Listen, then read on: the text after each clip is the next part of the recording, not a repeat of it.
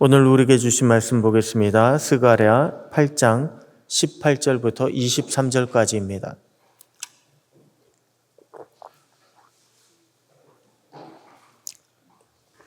스가랴 8장 18절부터 23절까지 우리 한 절씩 교독하시겠습니다.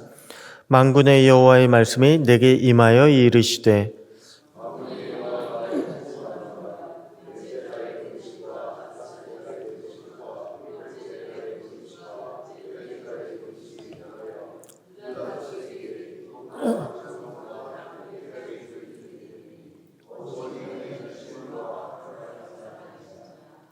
만군의 여호와가 이와 같이 말하노라. 다시 여러 백성과 많은 성읍의 주민이 올 것이라.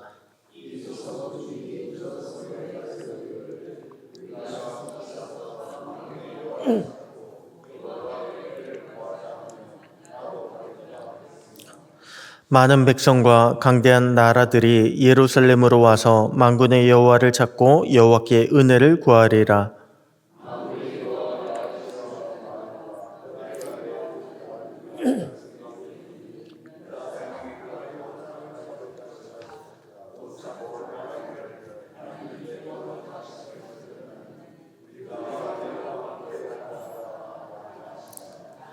아멘. 할렐루야. 오늘도 말씀 안에서 승리하는 복된 날 되시기를 축복합니다. 여러분, 영화나 드라마 같은 것을 제작하기 위해서는요, 많은 사람들이 필요합니다. 우리 눈에는 배우가 보이지만 사실 촬영 현장을 보잖아요. 그러면 배우보다도 스태프들이 훨씬 더 많이 있습니다. 많은 사람들이 함께 영화나 드라마를 만들어가고 있는 것을 우리는 알 수가 있습니다.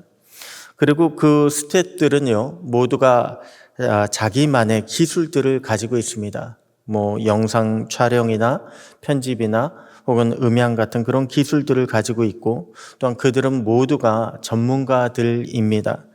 그러다 보니까 이 부분은 이렇게 촬영했으면 좋겠다. 이 부분은 이런 내용이 들어간다던가 이런 효과가 나왔으면 좋겠다라고 하는 그런 생각들을 가지고 있습니다. 그리고 때로는요, 그런 촬영 현장에서 자기 의견을 내기도 한다고 합니다.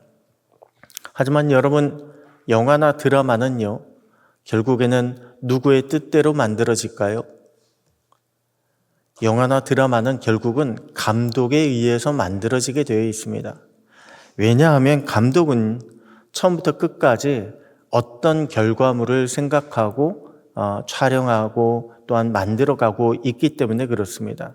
감독만이 큰 그림을 가지고 이것을 만들어가기 때문에 다른 사람 의견은 때때로 수용할지 몰라도 결국은요, 감독이 모든 것을 다 결정하게 되어 있습니다.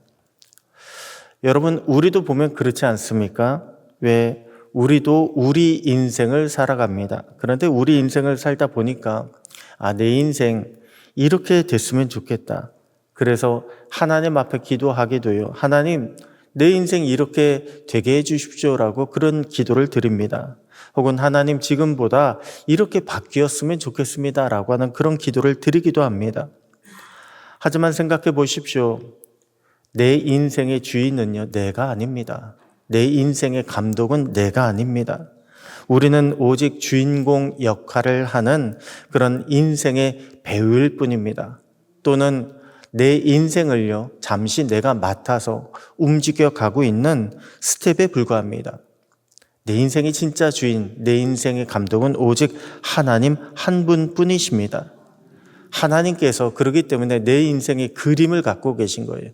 결과물을 갖고 내 인생을 지도해 나가고 이끌어 나가고 계신 것입니다.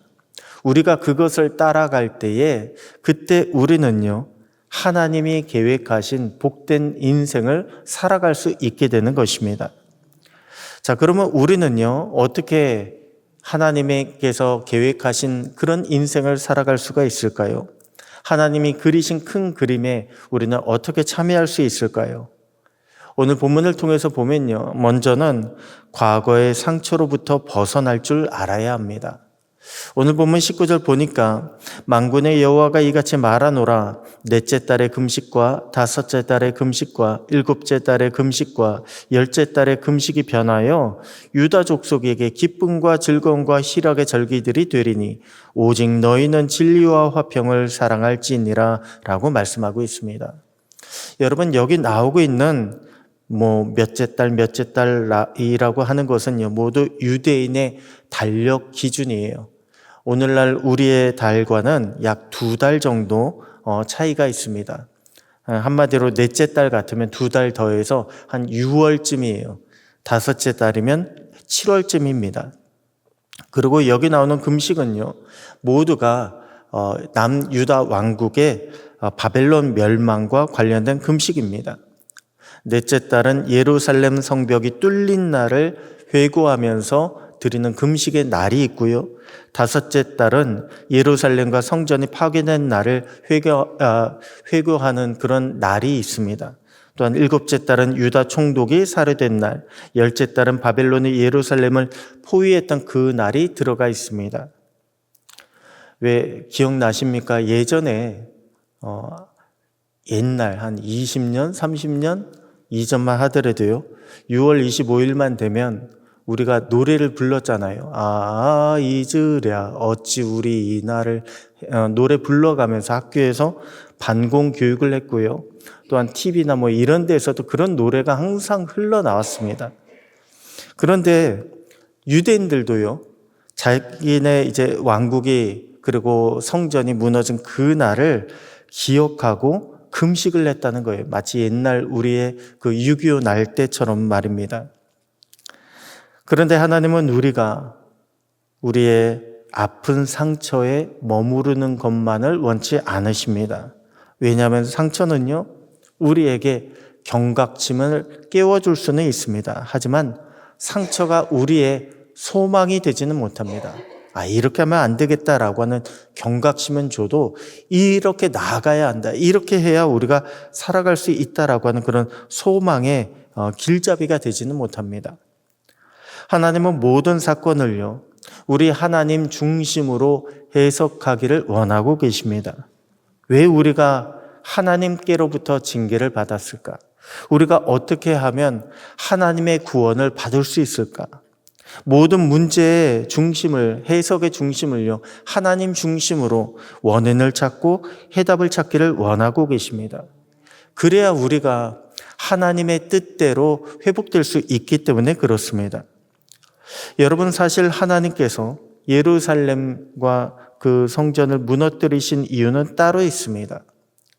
당시 유다 백성들은 성전이 자신들에게 있다는 것만으로도 믿음이 있다, 우리는 괜찮다, 우리는 구원받았다라고 그렇게 착각하고 있었습니다. 마치 오늘날 우리가요, 교회에 나오는 것만으로도 난 예배 드렸어 라고 그렇게 생각하고, 교회에 나오는 것만으로도 난 그래도 믿음이 있어, 괜찮아, 구원받았어 라고 그렇게 생각하는 것, 때로는 착각하는 것과 마찬가지라는 것입니다. 그래서 하나님은 성전을 무너뜨리셨습니다. 그리고 말씀 중심의 신앙을 가지고, 더 나아가 하나님이 함께 하시는 메시아 신앙을 우리가 갖기를 원하고 계십니다. 그렇기 때문에 하나님은요, 남유다 왕국과 예루살렘 성전을 무너뜨리신 거예요. 남유다 왕국과 예루살렘 성전을 무너뜨리셔서 사람들로 하여금 다윗의 후손을 기다리도록, 메시아를 기다리도록 그렇게 만들었습니다. 또한 그렇게 무너짐으로 말미암아 모여있던 사람들이 비로소 흩어지기 시작했습니다. 흩어져 살기 시작하면서 이민자들, 디아스포라 유대인이라고 하는 그런 사람들이요, 흩어진 가운데 자신들이 예배드리고, 그 가운데 이방인들이 하나씩 둘씩 그 하나님을 알게 되었습니다. 사도행전 2장에 나오는 경건한 이방인들이요, 이렇게 흩어진 남유다의 백성들 때문에 생겨나게 된 거예요. 그러니 우리는 단순히 성전이 무너졌다, 나라가 망했다 결과만 가지고서 낙심해서는 안 됩니다. 우리의 인생에 있어서도 우리에게 어려움이 찾아왔다, 우리가 하는 일이 실패했다라고 무조건 낙심해서도 안 되고 절망해서도 안 됩니다. 오히려 그럴 때마다 하나님을 중심으로 해서 우리는 모든 것을 해석하고 하나님을 더 힘있게 붙잡으면서 문제를 풀어나갈 수 있어야 합니다. 다음으로 우리가 하나님의 큰 그림에 참여하기 위해서, 하나님의 계획하심에 참여하기 위해서는 우리는 은혜만을 쫓아가야 합니다. 20절부터 뭐라고 말씀하고 있습니까? 다시 여러 백성과 많은 성읍 주민들이 오는데 사람들이 만군의 여호와를 찾고 여호와의 은혜를 구하자라고 하면 나도 따라가겠다고 하는 사람들이 있겠다는 거예요. 은혜를 구하면 나도 따라가겠다. 여러분, 이 말은 무슨 뜻일까요? 하나님의 계획에 참여하기 위해서는 다른 것을 쫓아가는 것이 아니라 은혜를 쫓아가야 한다는 것입니다. 하나님을 찾고 하나님의 은혜를 쫓아가면 결국에는 그 끝에 하나님을 만날 수가 있습니다. 하나님의 역사하심에 참여할 수 있게 된다는 것입니다. 여기서 우리는요, 은혜를 구하는 것과 내 소원을 구하는 것을 구분할 줄 알아야 합니다. 많은 분들이 이것을 잘 구분하지 못합니다. 그래서 내 소원이 이루어지면 내가 은혜 받았다라고 그렇게들 이야기합니다. 하지만 여러분, 그것은요, 우리의 착각입니다. 내 소원이 이루어진 것이 은혜다라고 하는 것은 우리의 착각입니다. 하나님의 은혜는 결과에 따라 생기는 것이 아닙니다. 하나님의 은혜는요, 오직 내가 하나님을 만났을 때 생기는 거예요. 하나님을 경험했을 때 생기는 것입니다. 하나님의 은혜는 내게 비록 문제가 여전히 남아있다 할지라도 그 모든 염려와 두려움을 이겨내고 하나님으로 말미암은 담대한 신뢰가 생겼을 때, 믿음의 용기가 생겼을 때 그때 생기는 것입니다. 은혜는요, 철저하게 하나님 중심입니다. 반대로 소원은요, 철저하게 나 중심이에요. 내 중심으로 돌아갑니다. 내 기쁨을 구하는 것이 내 소원입니다. 내 만족을 추구하는 것이 내 소원입니다. 내 결과를 중요하게 여기는 것, 그것이 바로 내 소원입니다. 그래서 소원을 구하는 사람은요, 반드시 유혹과 시험에 만날 수밖에 없습니다. 왜냐하면 내 것을 구하다 보니까 내 뜻에 맞지 않으면 시험에 걸릴 수밖에 없어요. 우리는 하나님의 은혜를 제대로 알고 제대로 쫓아갈 수 있어야 합니다. 그럴 때 하나님의 복도 제대로 받게 되는 것입니다. 그러므로 우리가 은혜로 살아간다는 고백이요, 얼마나 귀한 믿음의 고백인지 모릅니다. 저는 은혜로 살고 있습니다. 이것이 얼마나 귀합니까? 우리가 전도할 때도 마찬가지입니다. 우리가 전도할 때도 무엇보다 필요한 것이 은혜가 필요한 것입니다. 다른 건 믿음도 필요하지만 은혜 없이는 전도도 되지 않습니다. 오늘 본문 23절에 보니까요, 은혜 받은 사람 하나가 10명의 이방 백성을 하나님께로 인도하는 것을 볼 수가 있습니다.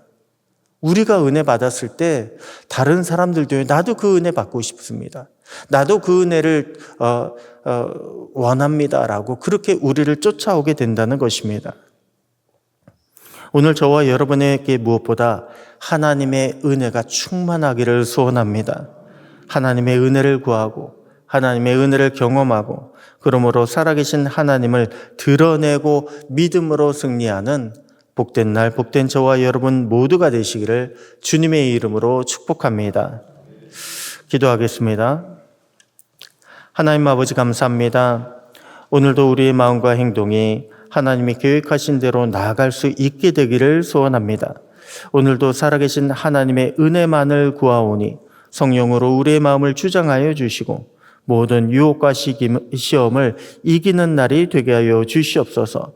주님이 우리와 함께 하심에 기쁨과 평안이 넘치게 하여 주시옵소서.